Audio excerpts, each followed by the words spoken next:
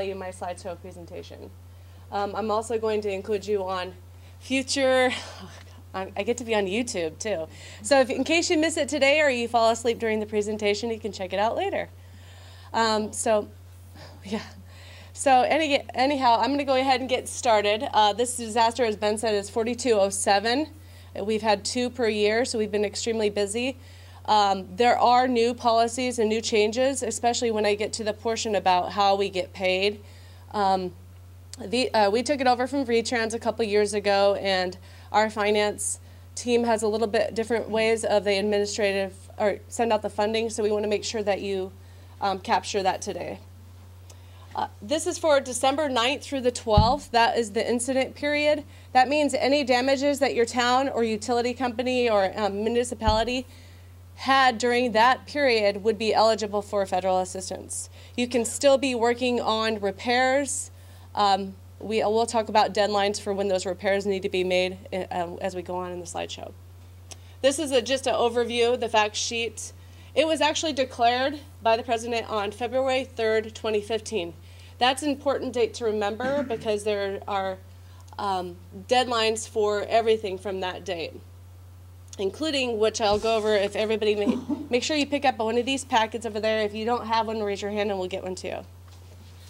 And just a quick comment on this slide.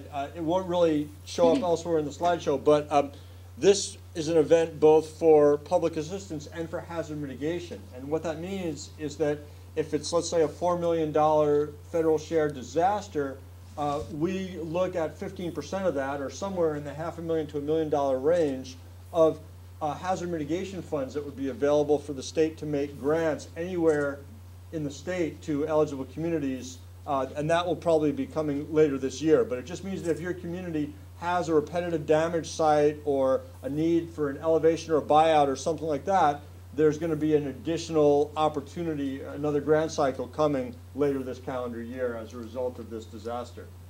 Absolutely, and for the utility companies, it's also for hazard mitigation, 406 hazard mitigation, which you can talk with your project specialists about maybe doing some sort of things for some of the guide wires and keeping the ice off of those.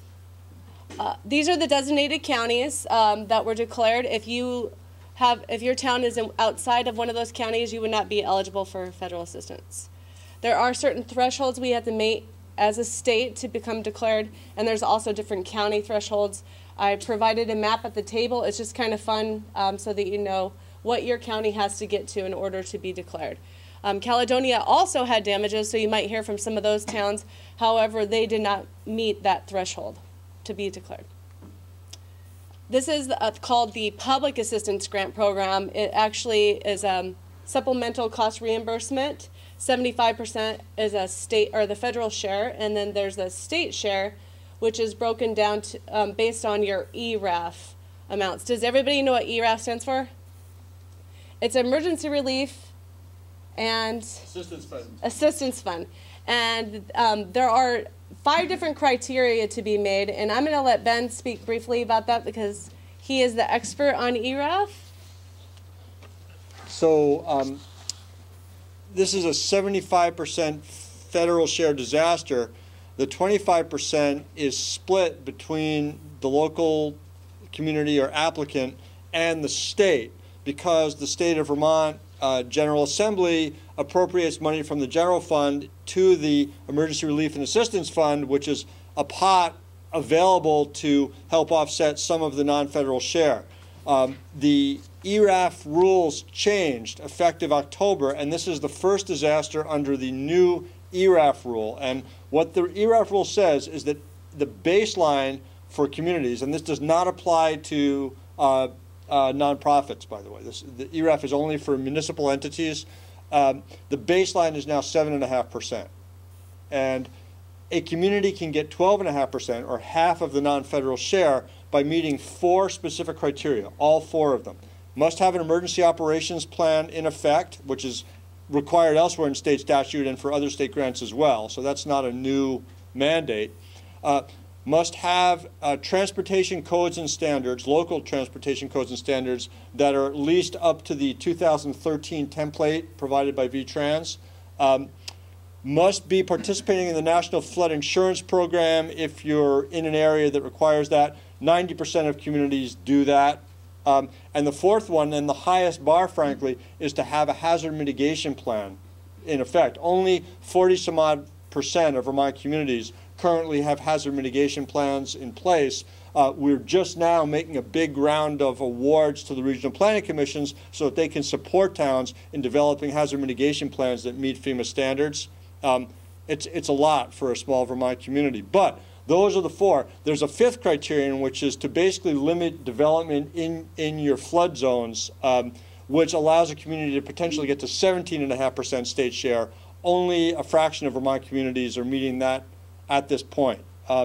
This is a good disaster to have as our first new ERAF rule disaster, because that 5% differential in state share between 7.5% and 12.5% is pretty tiny for the damages that are likely to be incurred by your towns. So also you have 30 days from the declaration date to meet those criteria. So if your community just needs to submit its emergency operations plan or something to meet the four criteria, you have until March 6th to do that. And call us if you're seeing that.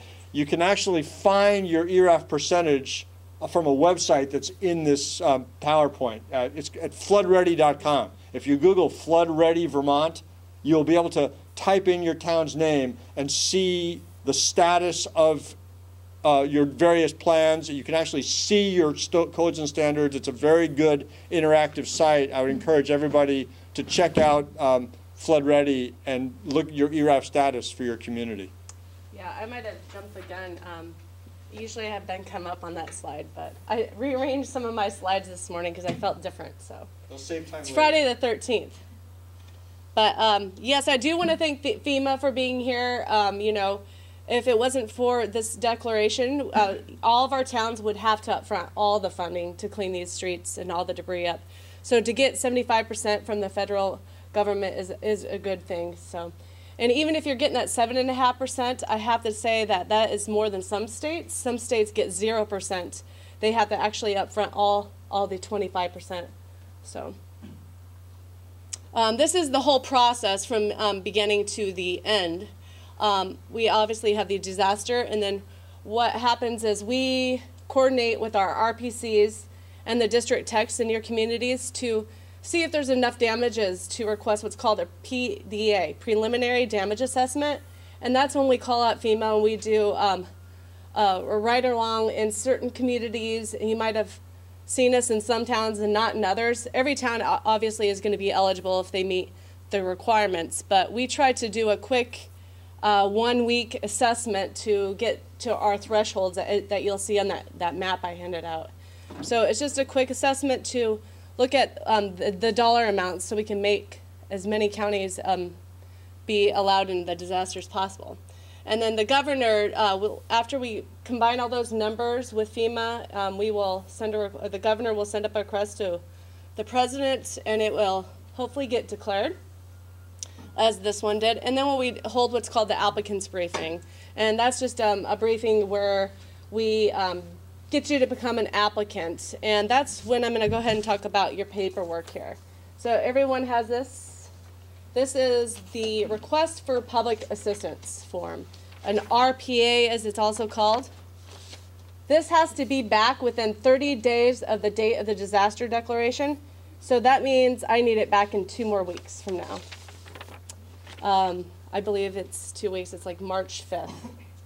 So what we need today is this, or if you can't get it to me today, just, you can email it to me next week.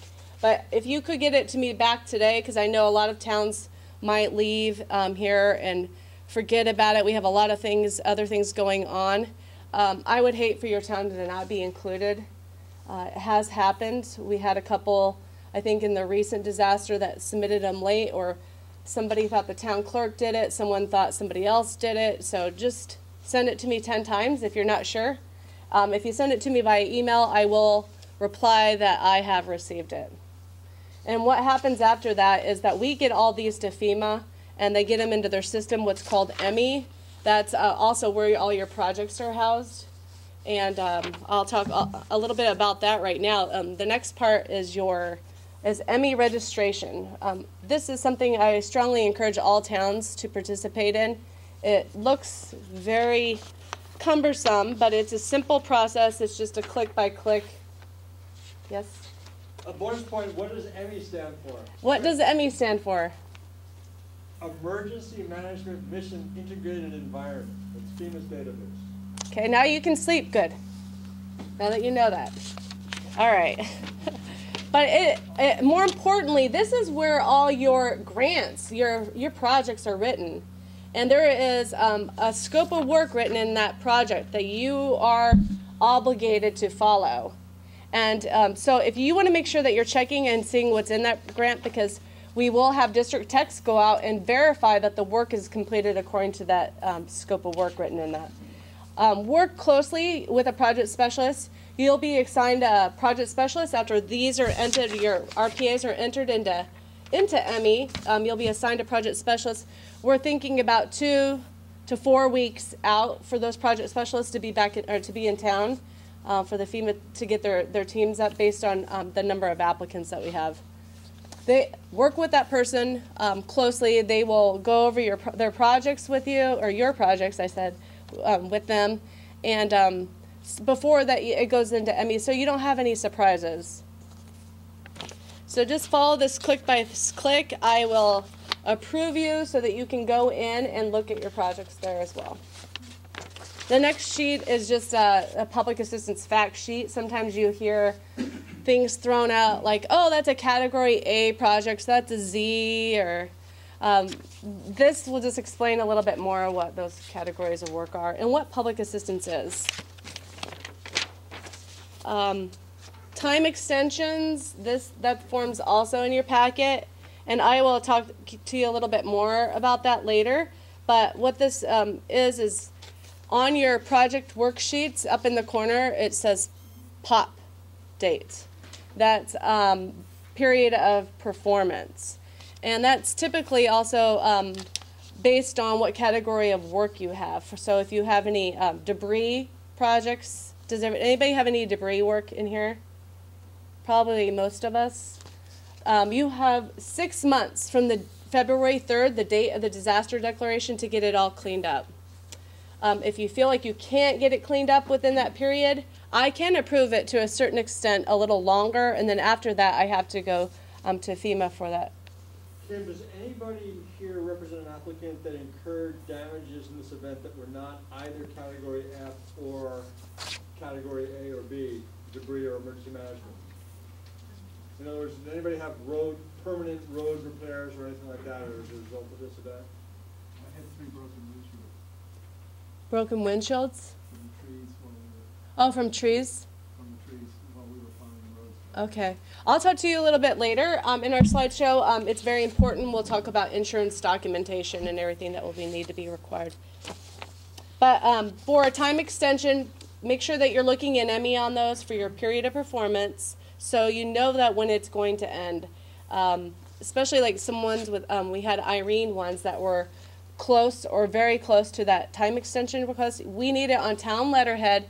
Just when do you think you're going to be completed with your projects, why it's not completed now, and some good reasons why, like your permits. You haven't gotten the permit to build something. Again, this would apply somewhat to more of a road disaster, but just so you know for the future, this is important. And then the last sheet is SAM registration. I get a lot of questions frequently. This is a federal website. I wish I could walk you through it. There is a number you can call, and you want to make sure that you type in www.sam.gov. And don't click on any ads, don't click on anything else that pops up, and don't put it in your Google search either, because as you know, whoever pays the most is going to come up on top. So you want to make sure that you're on the right website. It's free. This is a registration that's required for all federal grants. My finance team will not send you any money unless you're registered in this. And this is something you have to do annually.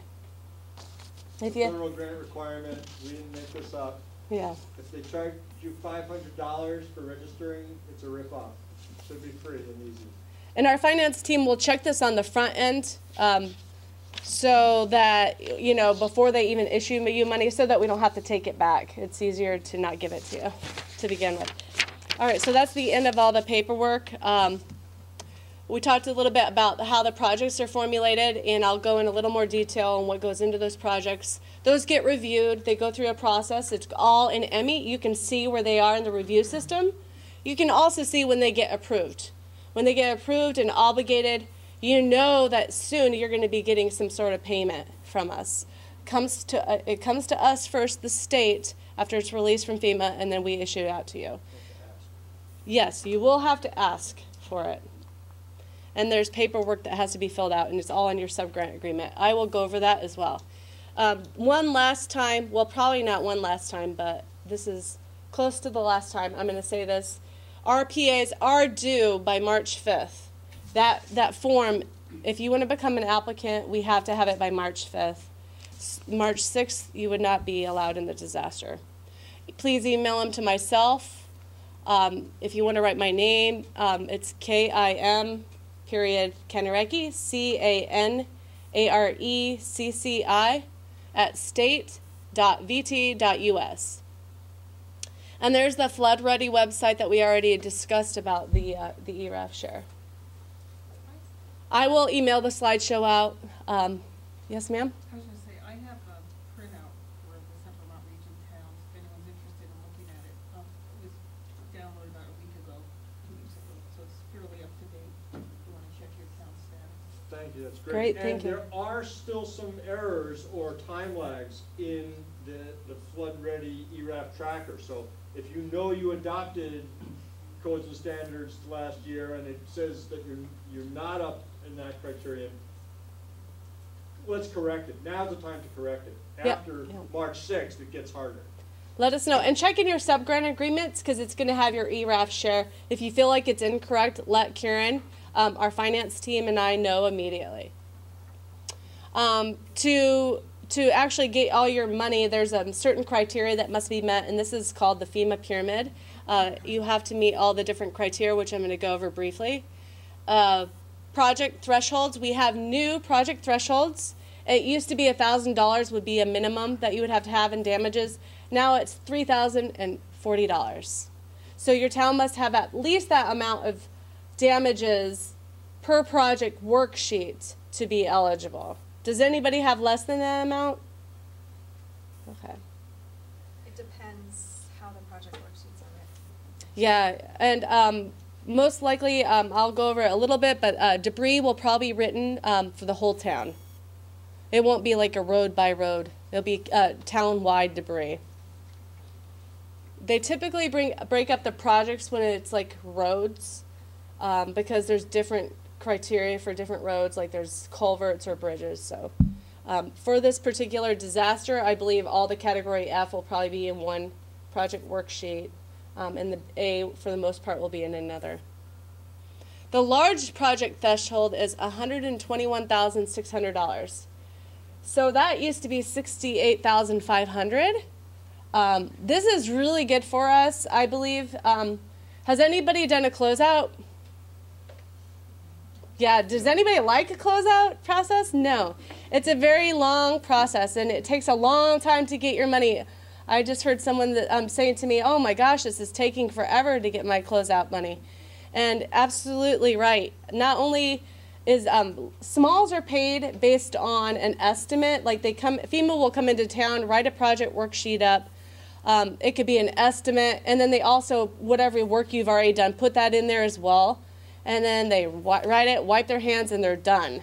Large projects, on the other hand, anything over this dollar amount now, you have to provide every single invoice, every single paste, everything that applies to this, every permit, every contract, timesheet, and it has to be in a complete package, in a complete, a certain order, and you put it together, and then on my team, more than likely Ron over there, has to go through the entire package, make sure everything's there, and we do find things missing. Just when you think, you know, you have everything done and there's one thing missing. Ron will get back with you, and before we send it to FEMA, because we don't want anything to get taken away. Then it goes to FEMA, and it will be, let's say your project specialist writes your large project for 200,000. Your town is not necessarily going to get 200,000. Let's say an actual cost, it costs you 205. Your closeout could reconcile those costs if they are legit. If it comes to 195, you would actually get paid. You get paid on actual costs for a large. It's not an estimate. Smalls, if you had a small project that $50,000 and you complete the work, and that was FEMA's estimate for what the work is going to cost you to complete it. You complete it for $35,000, you get to keep the remaining. We do check to make sure you've done the work according to the scope of work. If you have not, you would have all the money de-obligated. But yes, Tiffany. Sorry. Are you accepting requests for partial payments? For large projects, absolutely. Let's say, We'll get to that. yeah. We if you complete your her question was, do you accept partial payments or requests? And what that is you don't have to wait until closeout to get all that money. If you have done a certain percentage of that work, please submit us all the invoices and everything to our finance team. They'll review them, and then they pay you up to a certain percentage of that final cost. Back to, if you were able to build the small projects or under the estimate, it is in party town, the excess goes back into the public works program. Yeah, you can't just keep it and pocket it. It does have to go towards another town benefit. Yeah, I think most towns would put it there, I would hope. Is there a max on On the partial payment, I believe it's 75% of the federal share. Which is the same. as what 75, the trend was yeah. doing. That's all the same as V-Trans. We do have a couple things that are different, which I'll go over. Yes, ma'am. Your small project example, the opposite is the opposite also true? Yeah. If you estimate 50 and it costs 60. But I can tell you there is a good benefit there. Like if you only have one small project, you can do a small project overrun. Let's say you're a project specialist. We're not all experts. I used to be a project specialist. I'm not an engineer. I'm not a construction person. We do an estimate working with you. And if I make one up in your the project worksheet that was, 50,000 and it takes you actually 75,000 to do it, then the town can do what's called a small project overrun to try to reconcile and get those additional funds. And it is a lot of paperwork. It's like a closeout for your small. If you have 12 smalls, though, mind you, I would highly suggest not a small project overrun unless you feel like all of them, you did them for way more. Because otherwise, if you have any that you did for less, they're going to take all that back. Am I right, FEMA? Yeah, we do a net on all the small projects. So if you had one that came in under, but you had one. 4 that came in. But all the rest were under. Yeah. You should really Figure it out first. go through it all. And that's the only time the small project will take funds. In this disaster, we might have, you guys might have 1 or 2, so it's easier, to figure out if it's worth it. Yeah, I have done 3 in my career, and I can't say I really have done 3, because the town saw which way it was going, and they backed out real quick. Yeah.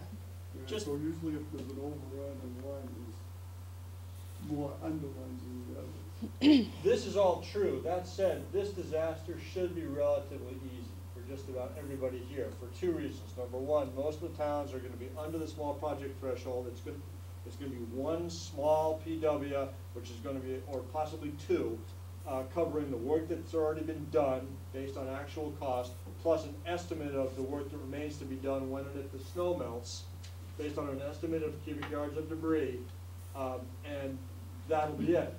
Also, for those applicants like Washington Electric that may have a large, if the work is 100% complete, then the first version of the project worksheet is essentially the closeout version. So it can be an actual cost large project PW. So one way or another, it should be a fairly straightforward disaster for everybody. However, if you want to do some of the hazard mitigation, we'd have to work that so that that would also, you could do maybe a large project and make sure that you get some hazard mitigation too in there. That would be good. So you have to fit into one of these categories to be an applicant. Yes, we have a question in the back. So was that an example, or you said cubic yards of debris? Do we have to quantify the amount of debris? Yes. If you want FEMA to pay for it, they have to know what they're paying for. And it's gonna look a lot like what happens during the preliminary damage assessment, which is driving every mile of back road in town, estimating approximately how many cubic yards of debris remain in the ditches to be cleaned in the spring. And I'll go over So that. you just hire somebody with a chipper to go in there and chip it and blow it into the woods? No, you can do that, but if you want FEMA to pay for it, you should have an estimate. If you want to do it on actual cost, that's another way to do it. You can contract it out. You can do it yourself. But in any way that it's done, you have to justify for your cost how much cubic yards that was cleaned up. Yeah, if you're doing it force account labor, we're not really gonna care about quantities, especially if you're broadcasting into the woods. You're gonna know who the people were working, what type of equipment. If Yeah, you're we gonna would contract- For the work done. We'd contract the tree removal service, and they'd go out and probably charge us by the hour. Well, Mm. you can't do time and materials, it has to be a contract. So if you hire a contractor, then we're gonna have to know cubic yards, and you'll get that from the contract. You have to say, we're basing this either on tonnage or cubic yards, and they'll have to come up with a cost, price. I'll get to the contracts and discuss that a little bit in here. What is eligible and what is not. And one other thing to keep in mind, when you do hire a contractor, you're also responsible for monitoring the contractor. And we say that because we're only going to be paying for debris that was caused by this example. So if they're reaching into the back nine to get additional work, first of all, it's gonna cost you because you have the cost share. So we need to have monitors to make sure that doesn't happen. Well, I know, we may be already too late, because some of this work has already been done, and I'm not sure we calculated cubic yards. Well, we can look into that, especially time and material can be used for the first 7 years. So you may recover. Yeah, and cubic yards is mostly necessary for an estimate of what is left to complete. So they can figure out what it's going to cost. If you've already completed the work with your force account, they're not, it's mostly they're going to look at the force account and the equipment that was used. These are the different private nonprofits that would be eligible, and power and utilities would be one of them. This is for roads or like buildings. If this were a road and building disaster, you have to have, if you own the building, it actually has to be in use at the time of the disaster to be eligible. And it also, for this disaster, I want to state that your debris cannot be on any private property. The town is more than welcome to pick up whatever debris they normally pick up, but for federal assistance, you have to break it out what's on private and what's on public, because they will only pay for what's in the right-of-way. So don't cut outside the right-of-way, it's not eligible. If you have a tree that's leaning, and we've had this question, the leaner portion would be eligible in the right-of-way if it's in the right-of-way, but the tree itself, it's on private property, would not. So you can cut that, and FEMA will work with it on that. Again? Yeah? Some of these towns do have residents on class 4 roads. Class 4 roads would not be eligible for pickup. Yeah. These are the different categories of work that are also in your booklet I handed out. I talk about emergency work. Well, that's like debris removal, category A. And then emergency protective measures, like if your town barricaded a road because a tree had fallen down, that's category B. And again, you still have to meet that $3,040 threshold for those. And the permanent work I see for this particular disaster would be category F, public utilities. That's your power companies. It's probably going to be tough to get to the category, the $3,040 for emergency protective measures, just for emergency response for most towns. So going a little deeper into category A, debris, I already actually mentioned that it has to be in the public right-of-way. But if you have any debris remaining before FEMA comes to town, just take some photos. If you're planning to pick it up before then, take some photos of what you have out there. If you already had taken photos, that's wonderful. And mark the GPS locations of this.